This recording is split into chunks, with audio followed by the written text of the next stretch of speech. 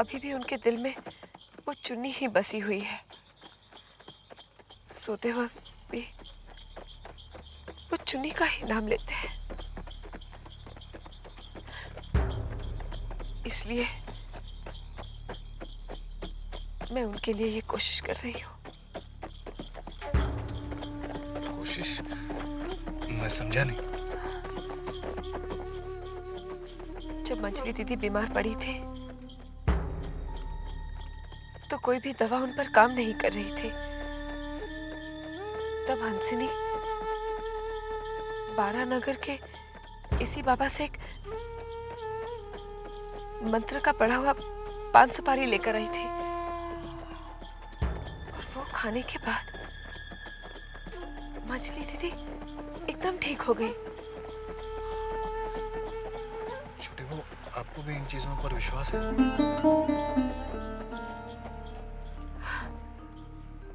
विश्वास है, इसलिए तो जा रही हूँ। अरे मंजली, तू छोटी के करतूतों पर पर्दा डालने की कोशिश क्यों करती है, बता तो सही। बड़ी दीदी, मैंने छोटी के किन करतूतों पर पर्दा डाला है? क्यों? भूतनाथ को उसका गुरु भाई बनाकर? लगता है आपके कान कुछ ऊंचा सुनने लगे हैं।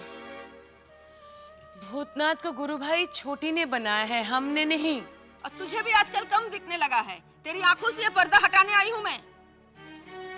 मुझे तो लगता है आप झगड़ने आई हैं, वरना इस वक्त आपको छोटी और उसके गुरु भाई की याद क्यों सताने लगी? क्योंकि मैंने अभी अभी अपनी इन आंखों से छोटी को भूतनाथ के साथ बाहर जाते हुए देखा है, समझी? चश्मा पहनी थी? तुझे मजाक सोच रहा है? हाँ, देख, मुझे अभी इस उम्र तक चश्मा पहनने की जरूरत नहीं पड़ी। तू बात को घुमाने की कोशिश मत कर मंजली। आज तक मेरी सभी कोशिशें बेकार हो गई। अगर इस बाबा के मंत्रों से ये अगर इन पर कुछ भी फर्क पड़ जाए तो मैं अपने आप को सफल समझूंगी। नहीं तो सोचूंगी कि अपनी किस्मत के सामने हार गई। तू कैसे बहू है? हाँ, छोटी के पाँव गलत रास्ते पर जा रहे हैं, तुझे कोई फर्क नहीं पड़ता? देखिए बड़ी दीदी, जहां तक छोटी को मैं जानती हूँ, वो जो भी कर रही है अपने पति को पाने के लिए कर रही है, और अपने पति को पाने की कोशिश करना कोई बुरी बात तो नहीं है। तुझसे तो बात करना ही बेकार है। हाँ? मगर मुझसे एक बात किए बगैर भी तो आप रह नहीं सकती हैं।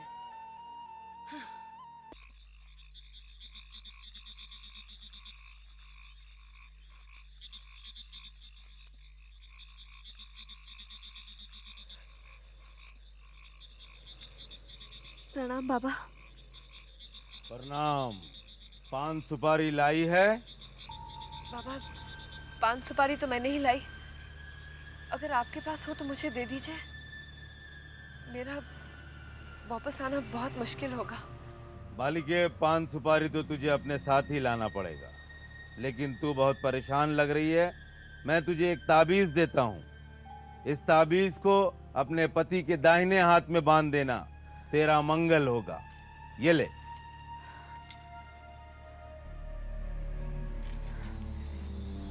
प्रणाम बाबा। जा, भगवान तेरा भला करे।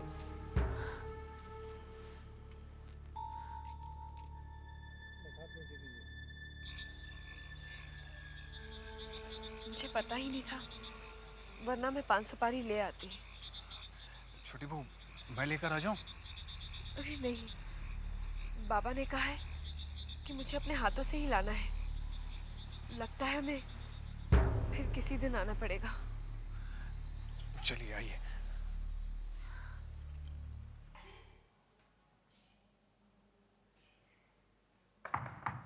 अबुलदक साहब, क्या मैं अंदर आ सकता हूँ? अरे आइए आइए आइए ननी बाबू, आइए। काफी देर लगा दी आपने, हम तो कब से इंतजार कर रहे हैं आपका। मैं आपको देखता तो बहुत खुश हो जाता हूँ। ऐसा है क्या? आइए आइए, बैठिए बैठिए। और बताइए, कारोबार वगैरह कैसा चल रहा है आपका? बढ़िया। और आपकी पत्नी?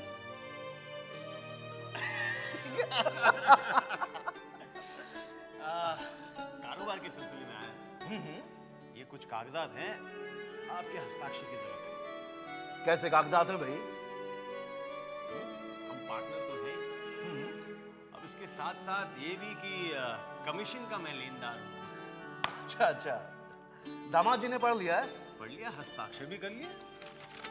चलिए चलिए, ठीक है ठीक है ठीक है भाई, जब दामाद जी ने पढ़ लिया है तो सब कुछ ठीक ही होगा।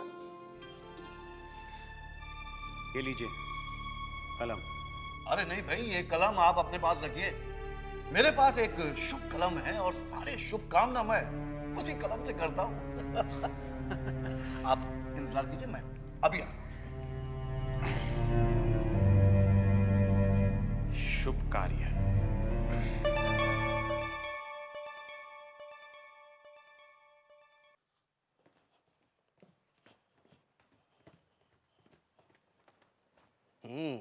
बुनाई कढ़ाई हो रही है। पिताजी, पिताजी आप उन कागजों पर सही मत कीजिए। क्यों? मुझे मालूम है नन्हीलाल बहुत चालाक आदमी है। वो हिस्सेदारी के साथ साथ दलाली भी लेंगे। लेकिन बेटी, दामाद जी ने पहले ही सही कर दिया है। मुझे मालूम है नन्हीलाल ने ये सब कुछ धोखे से करवाया है। बेटी, ये सब धंधे की बात है, तू नहीं समझेगी। हाँ पिताजी, पिताजी मैं आपके आगे हाथ जोड़ती हूँ। आज आपके दामाद कुछ बनना चाहते हैं, लेकिन उसके पहले ही कुछ हो गया तो वो टूट जाएंगे। मैं समझा नहीं। आहा, आपके दामाद कुछ बनना चाहते हैं, वो अपने पैरों पर खड़े होना चाहते हैं। तो क्या अभी वो अपने पैरों पर नहीं खड़े हैं क्या? हाँ? अरे बाबा, आप नाना बनने वाले हैं। क्या कहा? मैं नाना जी हाँ, आप नाना बनने वाले हैं। तू मां बनने वाली?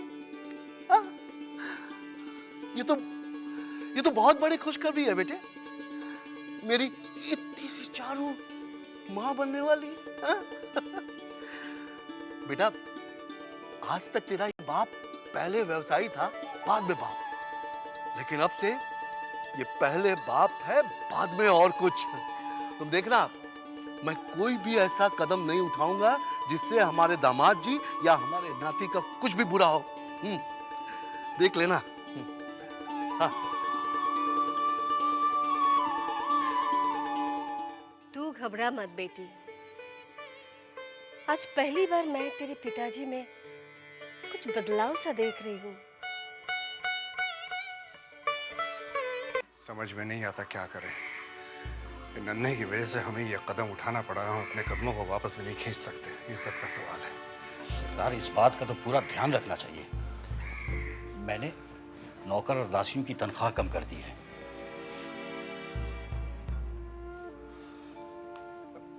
पालकी वालों की भी छटनी कर दी है। ये तो सरकार, छोटी छोटी चीजों की काट छांट करके लाखों जमा नहीं किए जा सकते। हम बड़ी माँ की बातों से मजबूर हैं। चाहे कुछ भी हो जाए, हम उनका कहा नहीं डाल सकते, नहीं डाल सकते।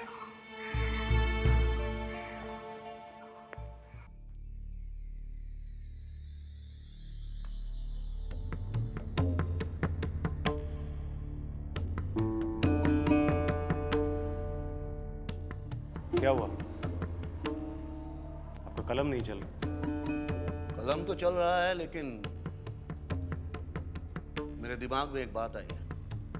कैसी बात? आप ये कमीशन मुझसे क्यों ले रहे हैं? आपको तो खान के मालिक गुप्ता ही से लेना चाहिए। ये बात आपके दामाद को समझनी चाहिए। जितना मुझे काम का तजुर्बा है, दामाद जी की उम्र भी उतनी नहीं है। और छोटे अगर गलती करते हैं तो बड़ों का काम है उसे सुधार देना। बड़ा कौन? बड़ा कौन? और आप तो मेरे सामने बड़ी बड़ी बातें करने लगे। मैं कोई बड़ी बातें नहीं कर रहा हूं, उसूल की बात कर रहा हूं, धंधे की बात कर रहा हूं। कारोबारी आदमी हूं, कारोबार में नुकसान उठा सकता हूं, लेकिन बेटी और दामाद को दांव पर लगाकर नहीं। खासकर ऐसे समय जबकि मैं नाना बनने वाला हूं।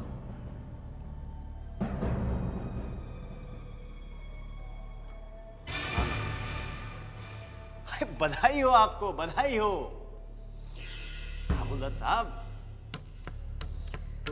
हाबुल दत्त साहब, आपने मुझे एक ही क्षण में पराया कर दिया। कभी कभी मैं भूल जाता हूं कि आपको हवेली तक पहुंचाया किसने। हाबुल दत्त साहब, मैं ही था ना। सब संयोग की बात होती है। आपके चाहने या मेरे चाहने से कुछ नहीं होने वाला। जो भगवान चाहता है वही होता है। मेरी बेटी को उसे हवेली पहुंचाना था और उसने आपको माध्यम बना लिया, बस।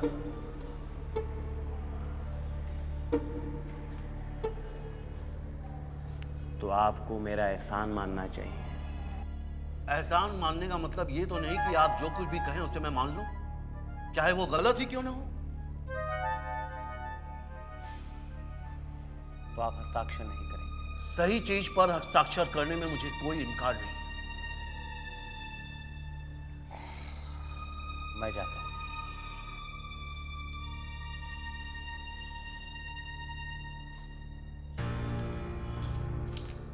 लेकिन फिर आऊंगा।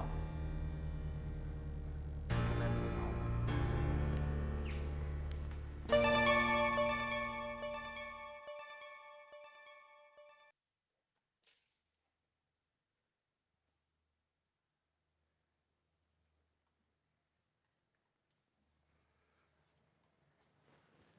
आपने हमें याद किया बड़ी माँ।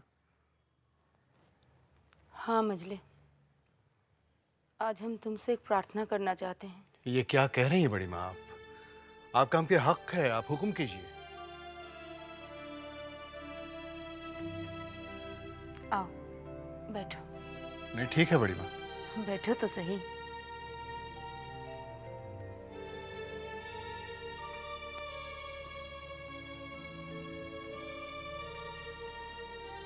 मजले, नन्हे विलायत न जाने के लिए तो मान गया, पर वो यहीं रहकर कुछ करना चाहता है और तुम्हारी मदद के बिना वो कुछ नहीं कर पाएगा। देखो मजले, बच्चे अगर कुछ बनना चाहें तो बड़ों को उन्हें हौसला देना चाहिए, तब जाकर वे कुछ बन पाएंगे। तुम्हारे बड़े भैया के बाद एक तुम ही तो हो उसे समझाने वाले। मजले, उसे कभी अपने पिताजी की कमी महसूस होने मत देना और उसे हमेशा अपना बेटा ही समझना। बस यही हमारी प्रार्थना है तुमसे।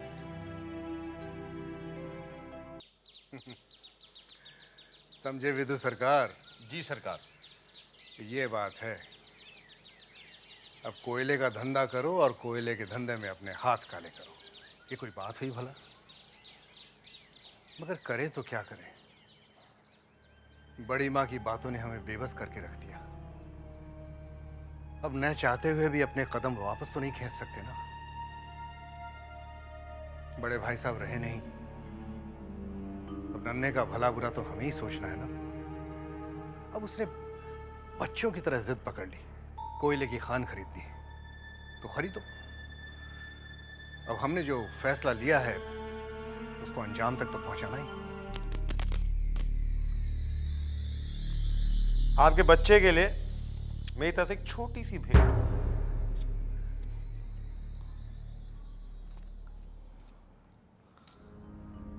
इसके बदले में मुझे क्या करना पड़ेगा?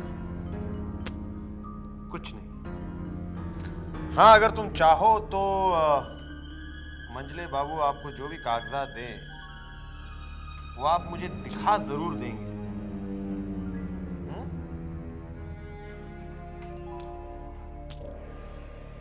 बस। जी जी समझ गए। नमस्कार। इतनी सी बात समझने के लिए पूरे 22 सिक्के वसूल लूंगा। बालक बाबू, ये रहे असली कागजात। इन्हें संभाल कर रखिएगा और ध्यान रहे किसी के हाथ नहीं पड़ने चाहिए। अरे नहीं नहीं, ये भी कोई कहने की बात है। आप ठीक कह रहे हैं बालक बाबू, लेकिन क्या कहें, वक्त जरा खराब चल रहा है और दीवारों के भी कान होते हैं। पर आप तो इतने तेज तर्रार वकील हैं, आपको क्या समझाना। चूंकि हम किसी की भागीदारी नहीं चाहते, आप अपने हिसाब से उसी तरह इकरारनामा तैयार करवाइए। और हाँ विदु सरकार, हाबुल दत्त से हम बात कर लेंगे, तुम वो नन्नी वन्नी जो भी है उससे कह देना। लेकिन वो 2 लाख जो कम पड़ रहे हैं उनका इंतजाम? उसका इंतजाम मैं कर लूंगा। तुम कहाँ से कर लोगे? आप बिल्कुल फिक्र मत कीजिए। आप ही तो कहते हैं चाचा कि अब सारा काम मैं बहुत जिम्मेदारी से करने लगा हूं। इस कोशिश को हम बेकार नहीं जान देंगे चाचा। ठीक है नन्हे, इस मामले में हम तुमसे बाद में अकेले में बात करेंगे।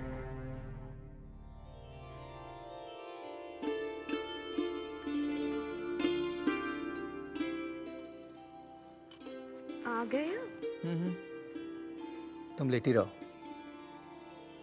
सासू माँ, छोटी चाची, मजली चाची सब कैसी हैं? अरे सब ठीक है। तुम बताओ, तुम कैसी हो? मैं अच्छी हूँ। और हमारा बेटा? खुद ही पूछ लीजिए। ठीक है भाई, खुद ही पूछ लेते हैं। अरे भाई छोटे जमींदार, देखिए आपके पिताजी आपसे बात करने आए हैं। अरे हमने तो आपके लिए पहले से ही खिलौने खरीद रखे हैं। क्या? 1 मिनट।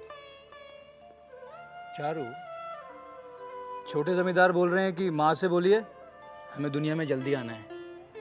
दत्त, समय से पहले कैसे आएगा? मैं आपसे एक बात पूछूं? आपको कैसे मालूम कि ये बेटा ही होगा? बेटी भी तो हो सकती है। हमारे खानदान की रिवायत है ये। हमारे घर में भगवान पहले बेटा ही देता है। और अगर ये रिवायत बदल गई तो बदलने दो, बेटी आ जाएगी। अरे बेटी भी तो घर की लक्ष्मी होती है, घर में लक्ष्मी आ जाएगी। आपको मालूम है आप कितने बदल गए हैं? और ये देख के मुझे बहुत खुशी हो रही है। चारू, मैं सिर्फ तुम्हारी वजह से बदला हूं और बाकी रहा सा हमारी आने वाली औलाद कर देगी। अच्छा एक बात बताओ, ये एकदम से मुझे क्यों बुला भेजा? मैं हवेली जाना चाहती हूँ। मैं चाहती हूँ कि हमारा बेटा या बेटी वही हो। मेरा यह मन नहीं लग रहा। ठीक है।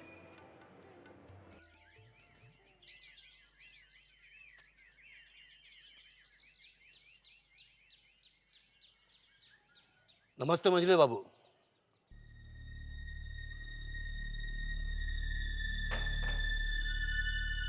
आपने मुझे बुलाया था? हाँ आइए बैठिए।